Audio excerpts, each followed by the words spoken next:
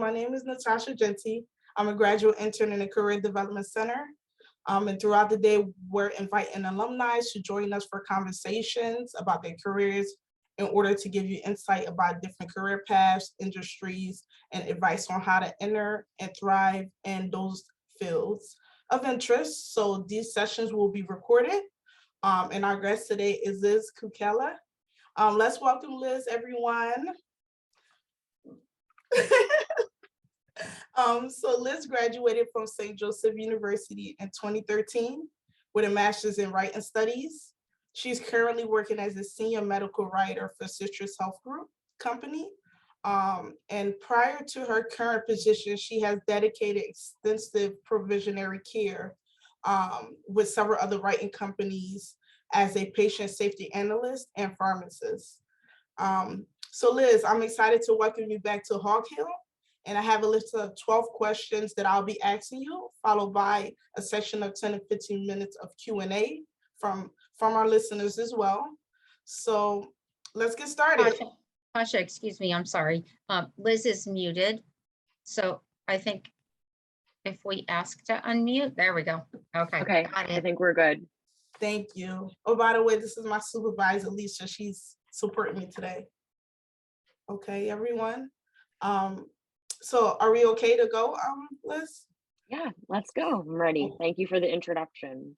Okay, lovely. So we're going to begin with a series of career-focused questions. And the first question that I have for you, Liz, is could you describe within your current role the core responsibilities and what would a typical workday look like for you?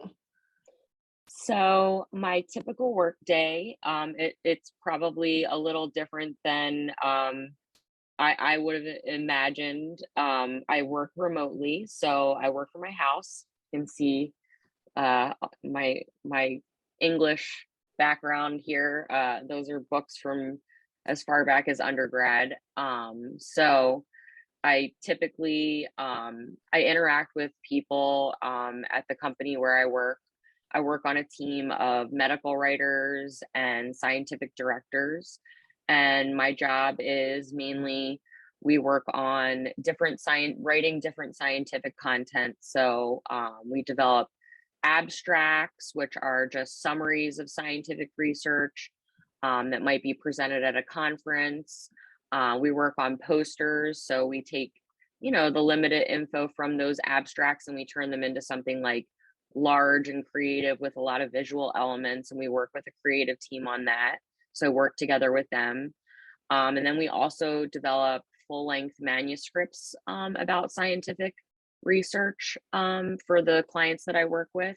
So that's usually going to be anywhere from like 2,000 to 4,000 words. And we work together with the researchers who have done clinical trials or other types of studies.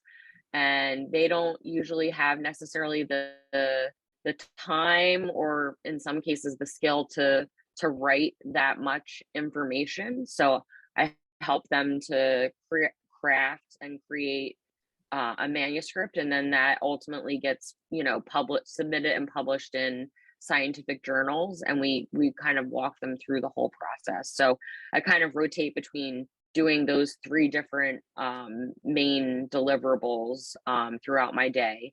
And, the working from home piece is very flexible. So it's not like I'm doing a typical 9-to-5 job. I'm available when the clients need to talk, and some of them are in Europe or other parts of the United States. So we're all in different time zones. So we sort of coordinate through email and we connect through Microsoft Teams. So, and if I'm working on writing and the time that's best might be in the evening, so I might do some work in the morning and then come back to it later in the day.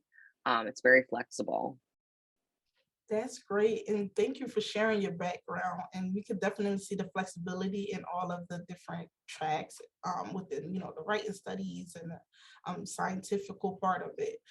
So that leads me to my next question about what made you want to pursue, your work in writing studies in your current position? Yeah, so when I was I also was an undergrad at St. Joe's, and I graduated in 2004. So when I came in, I knew that English was what I wanted to pursue. That was like the one thing that I was really sure of. I wasn't entirely sure where I wanted to go with it.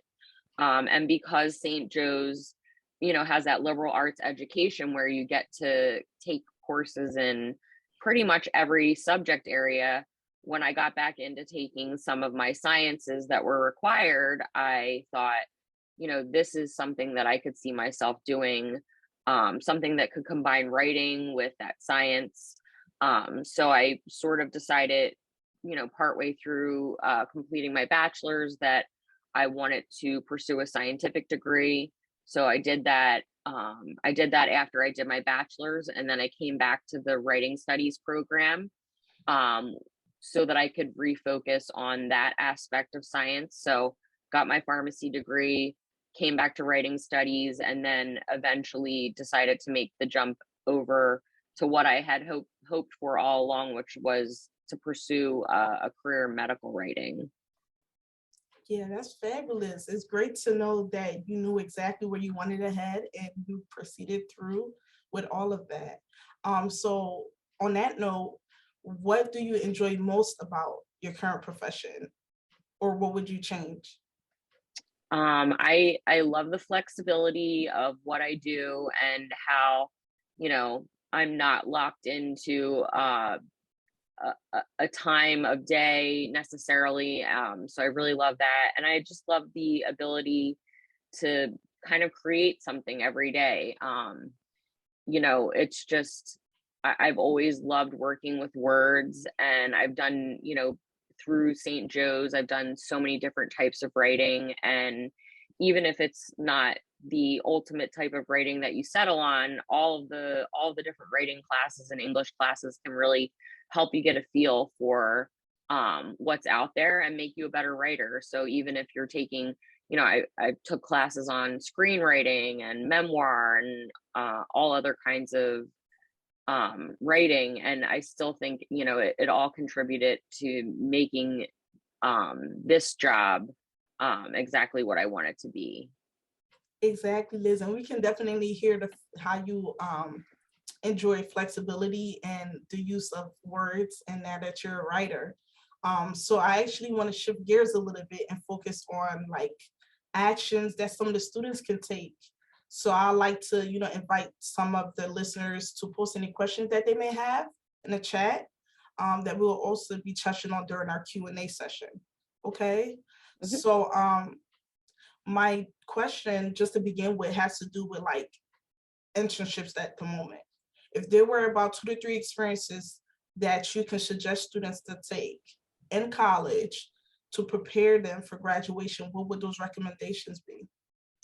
Probably I don't know if they still have exactly what they had when I was there, but they had something called the Writing Fellows Program. And actually, I see Dr. Green is on the call. That was who was the director at the time. And so the course really taught us to um, learn about writing, but also learn to teach others to write. And I think that working with others on writing can only make you a better writer. And I think that class definitely helped me focus on what I wanted to do. And I'm pretty sure that St. Joe's also still has a service learning program. And those were classes where we had the opportunity to um, learn the writing and learn teaching writing and go out and work with people in the community. So I did several writing classes that were service learning classes with Dr. Green, and I went out and I taught writing to I think it was at Gompers, which is the school right behind St. Joe's campus. So I think I worked with 5th graders, and then I worked with 8th graders. So it was an amazing experience, and it just taught me so much, and it just made me love writing more.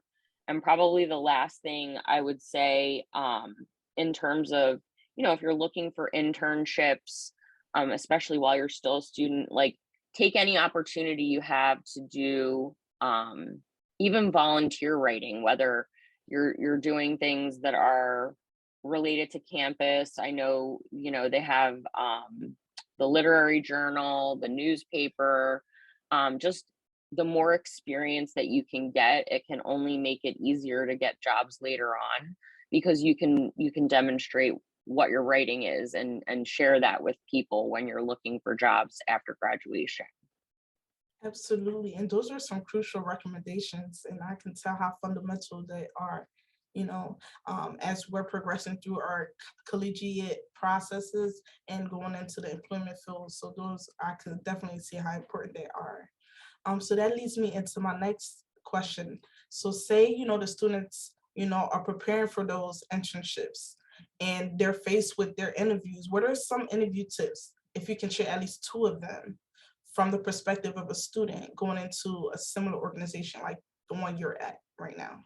Yeah, I think the number one thing when you go on an interview is try to be yourself. Let what your interests are shine through when you're being interviewed. Share the experiences that you've had, because they're looking at you on paper and they can see the classes that you've taken, or they can see the experiences that you've had. But if you can relate that back to what your goals are and what you love to do, and I think that having a passion for what you do is something that would be really appealing. I know in my current job and in past jobs that I've had. And the other thing I'd say is look at an interview as like a two-way process. You're not just trying to demonstrate that you'd be good for the job, but you want to find out whether the job would be a good fit for you. So ask questions, and that really shows the interviewer that you're engaged and that you want to find out if it's going to be a good fit for you. So take the opportunity, because you might not get another chance later to ask questions. So, usually a good interviewer is going to give you the time to do that, and they'll be able to answer honestly, and give you a good feel whether it be a good fit for you too. Absolutely. So I actually made this next question really creative in a sense. And I think it ties in well with some of your writing experience, right? I wanted to know, through your SJU education and your work experience, how have you included like social justice and ethics into your writing, and how has that impacted your work or like some of your career decisions that came about? Yeah, the social justice was a huge thing, and I think I got that the most through my service learning courses. I grew up in sort of a working class neighborhood. There wasn't a lot of diversity. I didn't have exposure to that. I grew up in Northeast Philadelphia, and when I came to St. Joe's and I got the chance to take service learning classes, it really just exposed me to what other people were experiencing, people coming from other backgrounds. And I think in any industry, but especially in healthcare, having an understanding of other people and what their experiences are and what they're going through. So a lot of the things that I work on writing now are patient focused. So we're looking at what patients are experiencing and how, whether it's like a disease symptom or whether they're trying to like communicate something to their physicians. So having that understanding of where the patients are coming from and where people are coming from, I really think St. Joe's laid the foundation for that. And the other thing, the sort of ethics question, I know, again, that's something that you get in a lot of classes at St. Joe's, whether it's philosophy, theology, things like that, as well as writing. But it's a huge component of what I do is, making sure I'm communicating messages in a way that's honest, and sort of forthright for the audience that I'm trying to write for. So whether that's a doctor or patient or someone else. So I think St. Joe's really reinforced that and helped me to get a better understanding of all those areas. Yeah, that's great to hear. And I appreciate your transparency and how you're open-minded about diversity and how you share like some of those experiences throughout your education and work and just continuing on with that openness, right? So now as we come to like a close in terms of like our question section, I have two final questions. So my first one is, what is something that you wish someone told you when you were in school? So I think back then you you have like a very narrow view of what kind of careers could be out there, and you can even wind up like pigeonholing yourself into something based on, the ideas that maybe you started out with when you started college, or what what expectations other people have. But like, take the chance to, I wish someone, told me to take the chance and really branch out into as many different kinds of classes. Because truthfully, if I hadn't had to, start taking science classes again, I don't know that this would have been the way that I went. But just taking the opportunities, like the curriculum is there to help make you a well-rounded person, and it might help you discover other things about yourself and what you want to do. Thank you, Liz. I actually was looking down in the chat. We actually have a question that came a little bit earlier than our Q&A, which is great. They took the initiative, and that question is, how do literature classes play into your writing now? I mean, I loved the opportunity to take literature classes, and I took so many. And there's such a diversity depending on like what you're interested in.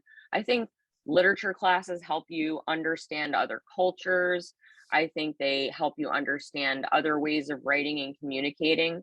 And now that I'm in a role where I'm communicating with people like all over the world, I think I have a better understanding, whether I read books that were written from um, people who are from the United Kingdom or India or other European countries. It just gives you an understanding of the world that I think without having that, I would be lacking. And I can say, in my years and in my career as a pharmacist, and the time I spent doing that, a lot of you're going to come across a lot of people that are, have all different backgrounds, and I think it just prepares you for it. Wouldn't trade, even if my end goal wasn't to go teach literature. I think it really, informs your whole person and makes you a better reader, a better writer, and better able to communicate with others. Absolutely. Those are all great points. And I want to thank Brennan for sharing that question. That was a great question. So my second question is, what is a piece of advice you would give to students who are interested in the same path that you selected? Yeah, so there's lots of different ways to pursue a career in medical writing. Some medical writers do have a background in science in addition to having the ability to write. But it's funny, I was just talking with my boss this morning, and he was like, I feel like we can teach people science. And he said, I feel like, if people don't have that ability to write and communicate that way, that is a lot harder to teach. So if you already have skills in writing and a passion for that, you can supplement it with, you can study some science and get that background. But even within my company, there are people that really focus on the editorial aspects of medical writing, and they're experts in that. And then there are people that do a lot of sort of like copywriting, so they're writing like sort of news articles and things like that that are science focused, and many of them don't have necessarily like degrees in science or anything like that. So depending on what track you want to take, you can, there's really something out there for everybody. And I would say just any experience that you can get, initially when I set out to kind of focus on this path, the thing I worked on was doing just freelance writing. So I was still working another job, and I started picking up jobs doing different types of freelance writing, and I was, doing healthcare blogs and things like that. So any type of experience that you can get, even if it's just part-time, will help you find a role that you will love. And that is ultimately how I found my first job as an associate medical writer, was through a company that I was freelancing for. So they were already able to see my work ethic, my writing, and everything like that. And so when a job came up, it was sort of a natural progression. So just getting yourself out there and getting that experience, whatever it looks like. Yes, I agree, Liz. And those are all great advice, honestly. I'm sure we all can make use of them as well. So now we're going to transition to our Q&A portion. And, I want to welcome students again. If they have any question, to please use the hand icon, and I'll call out to you and give you a chance to share your questions or comments. We do have one in the chat, Tasha. I'm happy to read it if you want, or if you want to. Yeah, feel free to read it. Sure. Thank you. Yeah, it's from Dr. Spinner, and she is curious about what your advice is about writing samples for job applications for jobs in medical writing. What kinds of experiences or writing should students be considering, which you addressed a little bit, in order to have writing that might establish the type of work they would be able to do. Yeah. So the great thing about jobs in medical writing, and I've been through the interview process. I just recently started in the role that I'm in now, so I just went through it again. They do want your samples and to see that you're able to write, but even more importantly, they usually will give you a writing test. So that's different than a lot of other types of careers where you're showing your work and that's what they're looking at. So a lot of times they'll throw something out to you like, here's a few things we want you to consider, and here's a topic, and we want you to write 500 words on it. So being able to sort of take a subject related to whatever the job is, if it's like doing like healthcare news or things like that. For me, it was doing like more of the scientific like articles and things like that. And they'll give you like a week, and you'll get to work on the sample that way, and that way they know it's coming from you. It hasn't been polished yet. So just knowing that that's usually one of the ways that they will test your writing when they're looking for that. And then the other thing is just again, anything that you can get out there, whether you look into like writing for a journal or writing for maybe you look at the St. Joe's newspaper and you take that opportunity to do an article there. So just any place that you can get an article out there, and a lot of places will take submissions.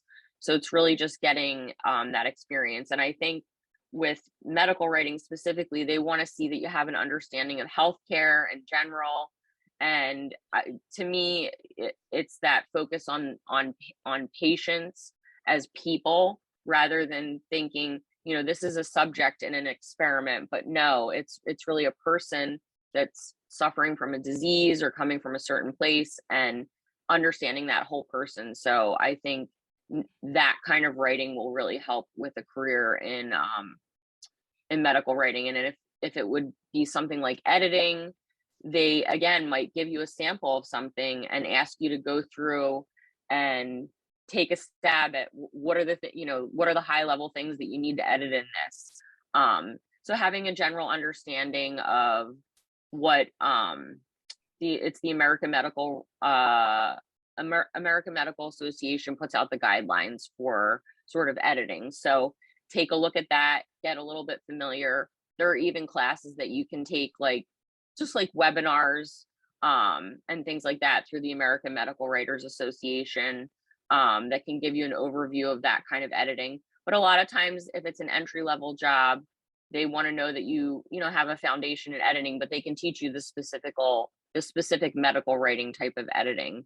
And after this, if anybody has questions, I'd be happy to help guide any students that don't know where they're going and want more specific advice for what they're looking for. Great, thank you. one, I guess, follow-up question about the type of writing you do and any type of revision. Like, what can you describe how you're involved in the revision process? Yeah, I think when you're younger and you're just getting started, you think you're going to write something and there it is and it's done. And that is absolutely not how it works. So if your teachers are helping you learn to like go through the revision process, it's so important. It's like, it's the essence of my job is we write a draft, we share a draft, all the authors go through it, they give feedback, we write another draft. So, I mean, we go through 2, 3, 4 drafts, depending on how accurately the writing reflects what the authors want at the beginning. And even when I was doing my own articles, they again go through an editorial and revision process. And depending on where you want to work in that process, the revision is it's so essential. And never taking it like a personal thing. It's not like someone saying, this is bad, we want to revise it. It just, you're trying to get to that ultimate great end product. And so it's really a team effort. There's no writing in isolation and it's just ready to go. Just be very comfortable with revision. Yeah, that's new information to me, so I appreciate that. Yeah. Another question is, I've heard of the Health Writers Hub as a good resource for medical writers, along with the AMWA. Are there other resources that you could recommend? The AMWA, that's how we refer to that. It's the American Medical Writers Association. I work very closely with them. I'm actually looking to get certified. They have after you've worked in the field for a few years, you can apply to take an exam and you sort of get a credential that will go along, which is again helpful when you're looking for jobs and things like that. So I've been in the field long enough that I'm going to be taking that exam in June. So AMWA has a lot of great resources. Membership isn't super expensive, and I think it's even less for students. I think it's less than $100 a year. So it gives you access to people that have a lot of experience and that can guide you. Sometimes they have job postings, but really the educational resources are key, and they have local conferences. So I'm thinking the closest one to St. Joe's, they sometimes have conferences in like the Princeton area. And I think maybe even AMWA's full conference this year might be in like Washington, D.C. or something like that.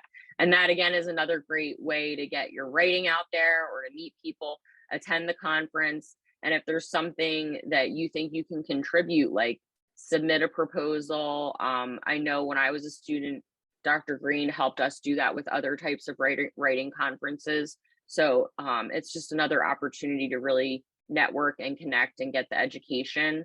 There is one other place that I'd say is good. It's called ISMAP. It's ISMPP.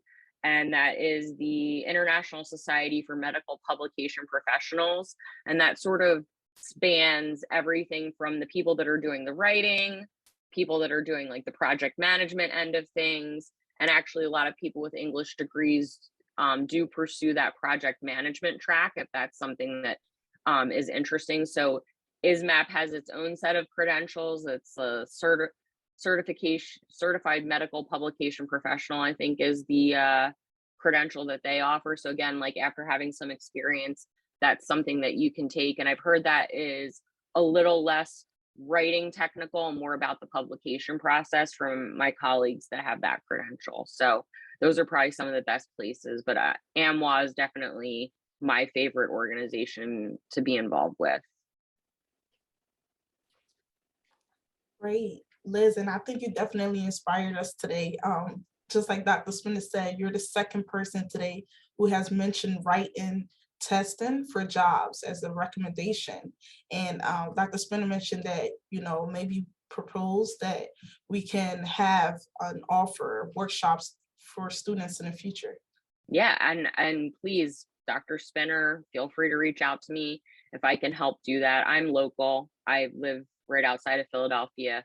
So, if that's a thing we could help students get comfortable with, I think it's great. Anytime we can give people practice with what they're going to need to do to get into a real job, I think it can just make the process easier for the students. Dr. Spinner said, I will. Thank you so much. Good. And I'm sure we can all agree. So now I just want to begin to sign off. So I just want to thank you, Liz, for joining us today and providing us with such insight into your career, right? Your experiences and even your education process. So Liz, we are grateful for your time and we hope to see you back on Hawk Hill soon. Yeah. So viewers, just a reminder that this session was recorded and it will be available on YouTube maybe within a week. So I just want to tell everyone, have a great day and thank you again, Liz.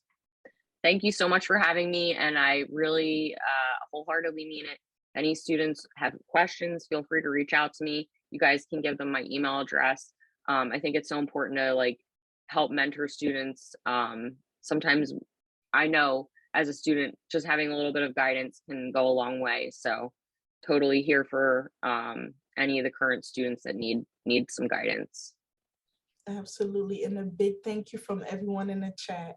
Yep. Liz, would you mind maybe putting your email in the chat just for students? Absolutely. I mean, I don't want to put you on the spot, but if there are No, absolutely. It's just my name, lizkukelka@gmail.com. So I put that in the chat. Oh, I just direct messaged you. I'm sorry. Let me fix that. I can copy it and put it to everyone. I got it. Okay. That's great. Thank you. Yeah, and like I said, I'm just outside. I'm in Bucks County, so